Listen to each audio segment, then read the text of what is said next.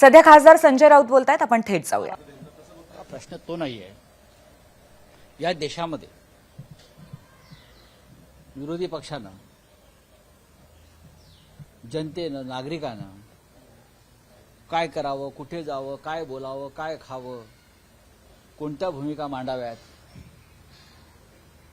हे नरेंद्र मोदी ठरवणार, अमित शहा ठरवणार, देवेंद्रजी फडणवीस ठरवणार. या देशात लोकशाही आहे. महाराष्ट्राची परिस्थिती बिहारपेक्षा गंभीर आहे. फडणवीस साहेबांनी आधी समजून घ्यावं. परभणी आणि बीडमध्ये ज्या घटना घडलेल्या आहेत त्या राज्याला कलंक लावणार आहेत, काळीमा फासणार आहेत राज्याच्या प्रतिष्ठेला. आणि त्या भयंकर अपराधाशी संबंधित असलेले संशयित गुन्हेगार आपल्या मंत्रिमंडळामध्ये आहेत. मिस्टर फडणवीस बीड आणि परभणी संदर्भात ज्यांच्यावर लोकांचा संशय आहे, रोष आहे, असे लोक आपल्या मंत्रिमंडळामध्ये आहेत. आपण त्यांना घेतलेलं आहे. न्यायाच्या गोष्टी करताय ना आपण, द्वेषाच्या गोष्टी करताय. स्वतः एकदा बीडला जा. गेलात आपण बीडला गृहमंत्री म्हणून? राहुल गांधी बीडला गेले किंवा परभणीत गेले, ह्याच्यामुळे आपलं पित्त का खवळावं? राहुल गांधी लोकसभेतले विरोधी पक्षनेते आहेत. भारतीय संविधानाने त्यांना जो दर्जा दिलेला आहे लोकसभेत, संसदेत विरोधी पक्षनेता म्हणून, तो कॅबिनेट मंत्र्याचा आहे. तो दर्जा त्यांना नरेंद्र मोदी, अमित शहाने आपण दिलेला नाही. जेव्हा आपल्या हातात होतं तेव्हा आपण विरोधी पक्षनेतेपद मिळू दिलं नाहीत त्यांना.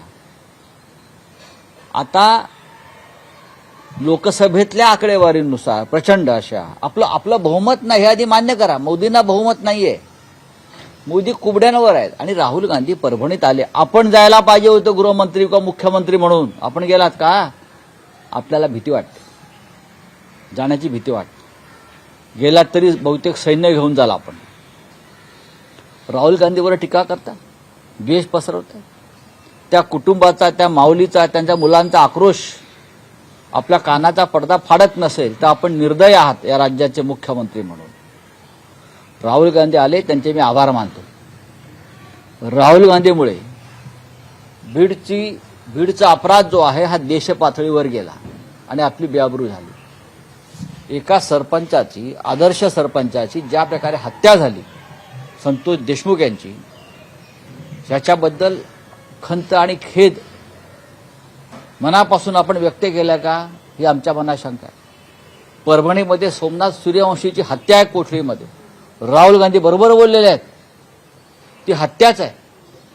संतोष देशमुख आणि सोमनाथ सूर्यवंशी यांच्या हत्येची जबाबदारी या राज्याच्या गृहमंत्र्याने, मुख्यमंत्र्यांनी घ्यायलाच हवी. जातायत मंत्री निर्लज्जासारखे तिकडे. आपण जाताय ना निर्लज्जासारखे. सरकारची जबाबदारी होती प्राण वाचवण्याची. आणि पाठीमागून आपण ज्यांनी ही हत्या घडवल्या त्यांना पाठीशी घालताय. ह्याच्यावर बोला.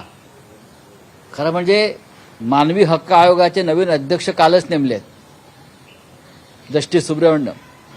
त्यांनी स्वतः यायला पाहिजे तिकडे. पण सगळे जे आहेत हे गुलाम आहेत मोदींचे. कुठे माणुसकी? या महाराष्ट्र हा मानवता आणि माणुसकीसाठी ओळखला जात होता. गेल्या 5 वर्षामध्ये या राज्यामध्ये मानवता, माणुसकीचा खून झालेला आहे. रोज खून होतो आहे. आणि देवेंद्र फडणवीस खोटं बोलतात विधानसभेत. आम्हाला लाज वाटते. मुंडे आणि कराड यांची जमीन एकत्र असल्याचं बघा, तो विषय नंतरचा आहे. ते त्याच्यावरती मी बोलणार नाही. मी कोणाचं नाव घेतलंय का? तुमचे हिशोब तुम्ही बघायचे. पण ज्यांच्यावर लोकांचा संशय आहे अशा व्यक्ती आपल्या मंत्रिमंडळामध्ये आहेत. आपण छगन भुजबळ यांना दूर करू शकता मंत्रिमंडळातून, पण एका खुनाचा, कटकारस्थानाचा संशय ज्यांच्यावरती आहे अशा व्यक्तीला आपण मंत्रिमंडळापासून दूर ठेवत नाही. कारण तुमचं जातीचं राजकारण आहे. तिथे तुम्ही एक समाज वापरून घेताय. छगन भुजबळ यांना तुम्ही दूर ठेवतात. काही आमदारांचा म्हणे विरोध आहे, पण इथे जनतेचा विरोध आहे. बीडसह महाराष्ट्रातल्या मोठ्या समाजाचा विरोध आहे की संतोष देशमुख यांच्या खुनामध्ये किंवा खुनाच्या कारस्थानात ज्यांचा संशयास्पद हात आहे अशी व्यक्ती राज्याच्या मंत्रिमंडळात नको, अशा घोषणा अजित पवार यांच्यासमोर देण्यात आलेल्या आहेत.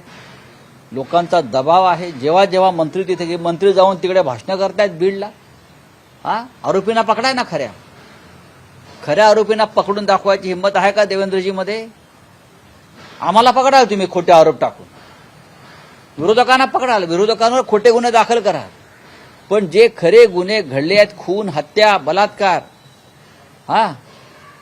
बीड आणि परभणीची जी अवस्था केलेली आहे तुमच्या गुंडांनी, तुमच्या समर्थक गुंडांनी, त्या संदर्भात आपण बोललात तर बरं होईल. राहुल गांधी आले महाराष्ट्रामध्ये, ते बीडमध्ये गेले. संतोष देशमुख असतील, परभणीतले सोमनाथ सूर्यवंशी असतील किंवा अन्य काही गोष्टी असतील, त्याच्यामुळे महाराष्ट्रात काय चाललंय हे देशाच्या पातळीवर पसरलेलं आहे. माझ्या वडिलांसोबत जसं झालं तसं आरोपीसोबत व्हावं अशा संतोष देशमुखांची जी मुलगी वैष्णवी देशमुख हिने मागणी केली. बघा, या भावना समजून घेतल्या पाहिजे. हा आक्रोश असतो. माझं बोलून संपलंय. दुसरा काय विषय? चला आप बोलिए, चलिए.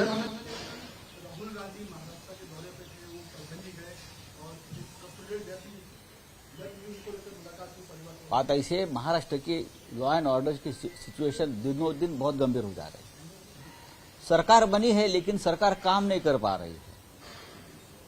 परभणी में पुलिस कस्टडी में सोमनाथ सूर्यवंशी की हत्या हो गई और देवेंद्र जी कहते हैं, मुख्यमंत्री, हमारे गृह मंत्री झूठ बोलते हैं विधानसभा में कि हत्या नहीं है, पुलिस से मारपीट नहीं हुई है. तो कैसी एक व्यक्ति जो तंदुरुस्त थी वो कैसे मर गई? आप झूठा रिपोर्ट बना के सदन में पढ़ लेते हो पुलिस का रिपोर्ट. संतोष देशमुख की हत्या तो महाराष्ट्र के आंखों के सामने हुई है, वीडियो रिकॉर्डिंग है उसका. फिर भी आप छुपाने की बात करते हो. और राहुल गांधी वहां कल गए तो आपको तकलीफ हो रही है? राहुल गांधी के बारे में आप बोलते हो. राहुल गांधी को संविधान ने अधिकार दिया. राहुल गांधी लोकसभा के लीडर ऑफ अपोजिशन है, उनको अधिकार है देश में जहां भी इस प्रकार की घटना हो तो वहां जाकर लोगों के साथ बात करें और राष्ट्रीय स्तर पर इस मुद्दे को उठाए. और राहुल जी जाते हैं, वो महाराष्ट्र में आ गए, परभणी बीड में गए, मैं उनका आभारी हूं. तो अभी से उनको विश्वगुरु नहीं कहना चाहिए. अब उनको इतना बड़ा किताब मिला है इस्लामिक रिपब्लिक ऑफ कुवैत से, क्या, मुबारक अल कबीर. तो अब हम उनको कहेंगे मुबारक अल कबीर नरेंद्र मोदी जी. अगर ये राहुल गांधी जी से को मिलता या सोनिया जी को मिलता तो अब तक भारतीय जनता पार्टी वाले यह हंगामा करते कि एक मुस्लिम कंट्री से कैसा इस प्रकार से लेते हैं पदवी, किताब. आप लेते हो, हंसते हंसते लेते हैं और यहां जश्न मनाते हैं कि मोदी जी को मुबारक अल कबीर बना दिया है. मुबारक अल कबीर अब नहीं क्या? बटेंगे तो कटेंगे, बटेंगे तो कटेंगे अब नहीं है. सिर्फ यहां ही है क्या हिंदुस्तान में बटेंगे तो कटेंगे? मुंबई में, महाराष्ट्र में. वहां जाकर आप वहां के जो भारतीय है, कुवैत के मजदूर है, प्रवासी मजदूर है, उनसे बातचीत करते हो ना. तो यहां के जो मुस्लिम मजदूर से अगर कोई बात करता है तो आपको बहुत तकलीफ होती है. ये ढोंग है भाजपा का, बीजेपी का, मोदी जी का, अमित शाह जी का, ये सभी का ढोंग है. तो जो हमारे ये क्या मोहम्मद अल कबीर मोदी जी है, तो मुंबई में आकर या देश में आकर अपनी बात रखनी चाहिए और अभी से उनको मोहम्मद अल कबीर मोदी जी कहना चाहिए.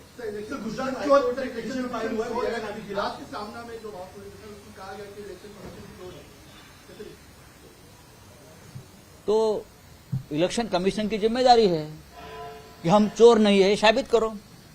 हम साबित करेंगे आप चोर है, ये आपकी जिम्मेदारी है. हमने आपके ऊपर चार्जशीट दायर किया है. तो जो अपराधी होता है, गुनहगार होता है, कोर्ट में उनको आप जनता के न्यायालय में है ना, अभी तो आप हमें साबित करके दिखाए कि हम चोर नहीं है। महाराष्ट्र की जनता सड़क पर है आपके खिलाफ, आपकी चोरी पकड़ी गई है, गांव गांव में आपकी चोरी पकड़ी गई है, और चोरी पकड़ी गई है इसलिए आपने कानून को ही बदल दिया है, कानून को बदल दिया है। तो ये चोरी नहीं तो क्या है, आप बताइए। सर, गुजरात हाईकोर्ट में पिटीशन फाइल हुआ है प्रियंका गांधी के खिलाफ कि उन्होंने पूरी जानकारी नहीं दी है अपने संपत्ति को लेकर। तो मोदी जी ने दी थी क्या जानकारी अपनी प्रॉपर्टी, अपने फैमिली के बारे में? गुजरात का ही मामला है ना मोदी जी का भी। हाँ, इसका सवाल किसी ने पूछना चाहिए। Thank you. एबीपी माझा, उघडा डोळे बघा नीट।